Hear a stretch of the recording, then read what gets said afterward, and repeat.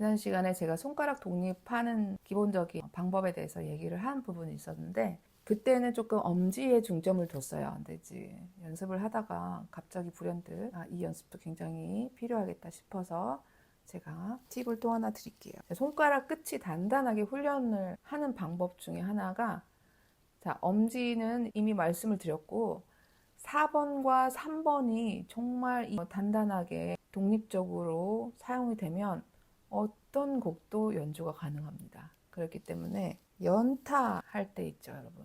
반복 노트들이 생각을 해보세요. 예를 들어서 도도도도를 칠 건데,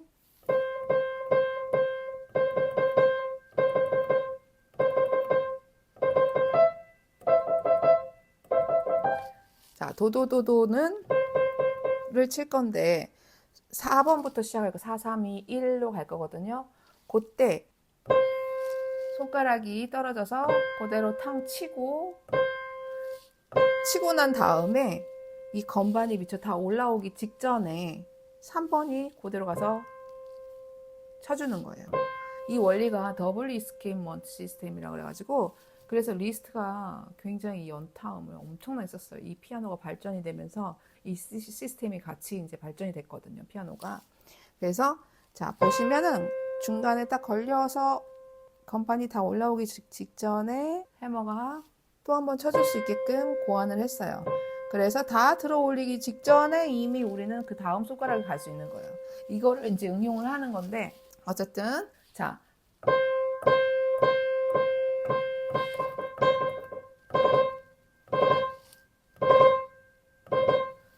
4, 3, 2, 1보다는 4, 3, 2가 더 좋을 것 같아요. 4, 3, 2로 그 가야금 줄 있죠. 하프 같은 거를 잡아 뜯는다고 생각을 하세요.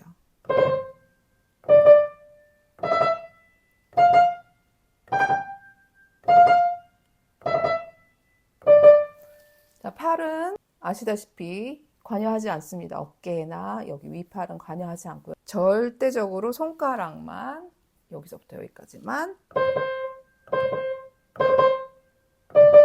마지막 음은 튕겨 나와줘야 돼요. 갖고 있지 마시고 튕겨줘야 돼요. 그렇게 하면 여기 근육들이 굉장히 발달이 돼요.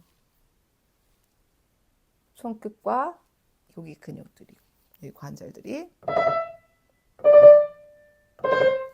요거 하나 연습 방법이고, 또 하나는 여기가 이제 많이 굳어 있다고 말씀드렸잖아요. 그래서 옥타브를 2옥타브를 나누세요. 만약 예를 들어서 D샵으로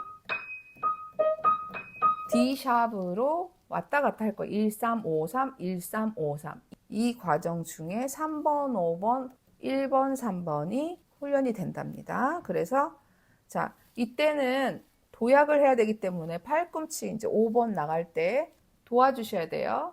밖으로 나가주셔야 돼요. 그렇지 않으면은 힘들겠죠. 그쵸? 그러니까 서클을 그리면서 1번, 3번.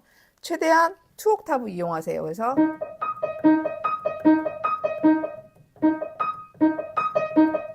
이거 하다 보면 여기 3번이 또 풀려요.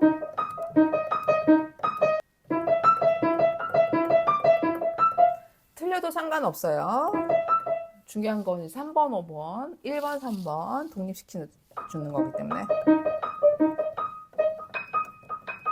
이거를 체득이 되면 이제 뭐 campanell아가 가능합니다. 또 한 가지는 여러분, 취업할 때 전신의 체중을 두 손하고 발가락에다가만 집중을 해서 이제 전신을 움직이는 거잖아요. 위아래로. 똑같이 손끝 푸시업을 한다고 생각하세요. 그래서 손가락 하나에다가 팔 전체 무게를 실어요. 그 다음에 이 상체의 팔만 가지고 이렇게 팔굽혀펴기처럼 움직이는 거예요. 이때는 손끝이 이렇게 무너지거나 미끄러지거나 하지 않도록 단단히 고정을 하고, 처음에는 힘들 수가 있지만 조금 단련이 되면, 이제 이게 훈련이 되면 여기가 이제 여기 첫 관절이 조금 단련이 되면서 힘이 실어지거든요.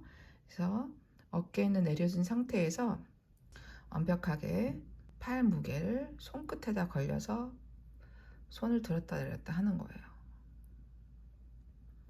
다른 손가락도 마찬가지로.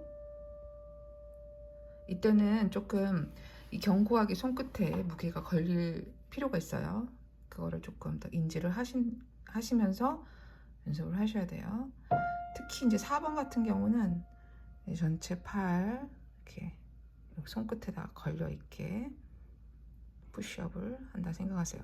이때 여기 관절 있죠. 손등에 올라온 관절이 조금 산을 만들듯이 위로 올라와 있죠.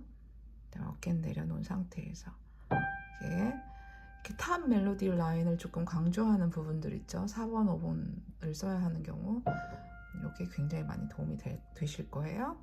그래서 전체적으로 손가락 하나하나 팔 무게를 걸려놓고 푸시업 하신다 생각하시고, 자, 팔 무게가 잘 걸려 있는지 확인하시는 게 조금 중요한 포인트고요. 블랙키에서도 마찬가지. 이런 훈련이 있을 거고, 그 다음에 또 하나는 한홍 1번을 하실 때, 예를 들어서 1번을 하신다고 하실 때 부점으로 이제 하는 건데, 전부 이제 손가락 끝에다가 방금 설명해 드렸던 것처럼 팔 무게를 전체 실어 놓고 손끝에 걸려서 푸시업 하듯이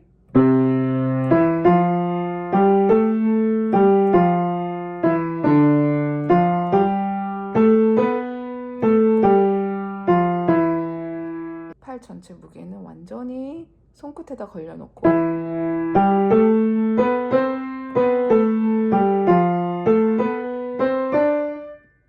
이게 효과가 좋은 거는 뭐냐면 손끝이 굉장히 단단해지면서 여기가 이제 근력들이 생겨요.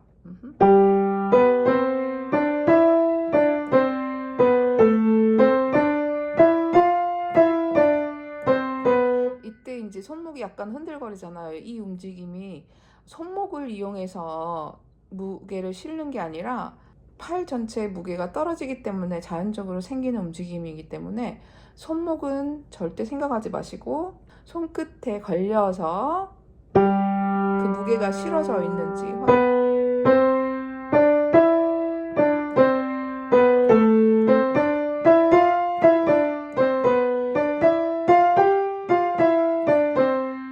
이런 식으로 연습을 하시는 것도 도움이 되실 거예요.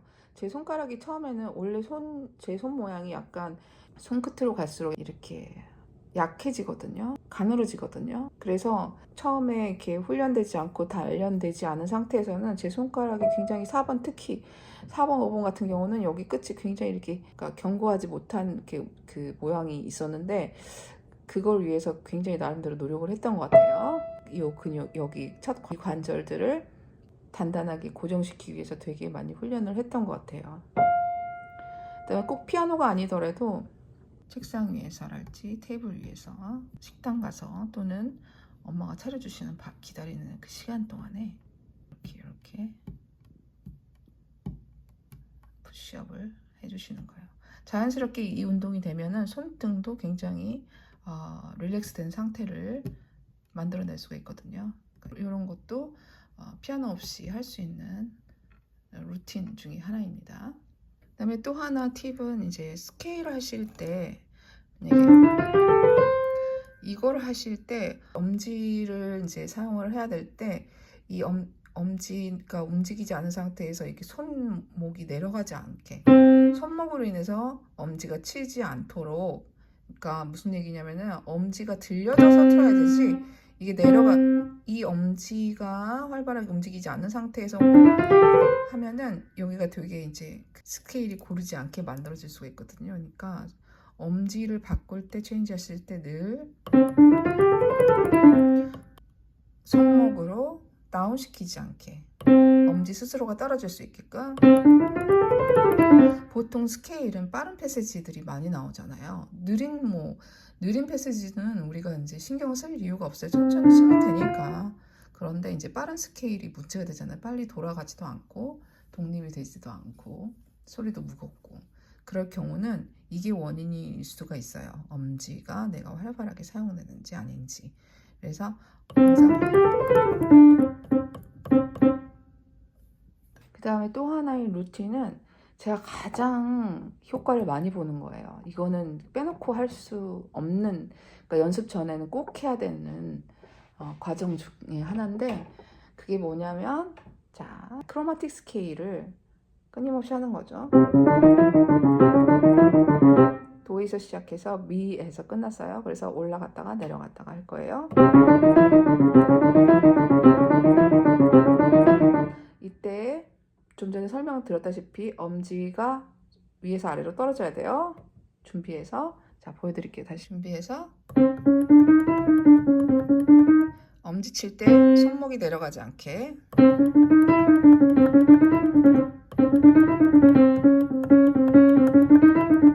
이거를 조금 무한 반복을 합니다.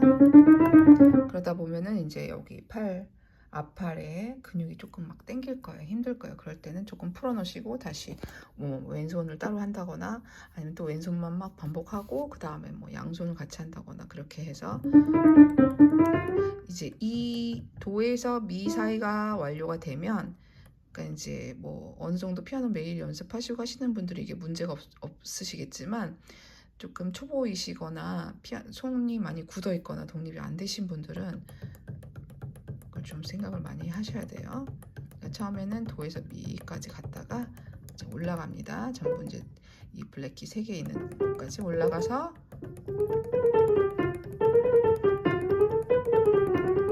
처음에는 뭐 질량이 없을 수도 있고, 또는 이제 이게 점점 다이나믹이 커질 수도 있고, 손가락을 되게 활발하게 사용하면서, 이게 지금 1번, 3번이 되게 활발하게 움직이는 상태거든요. 요렇게 연습을 하시면 1번, 3번이 또 자연스럽게 풀리게 돼요. 그래서 손가락 독립 루틴이기도 합니다.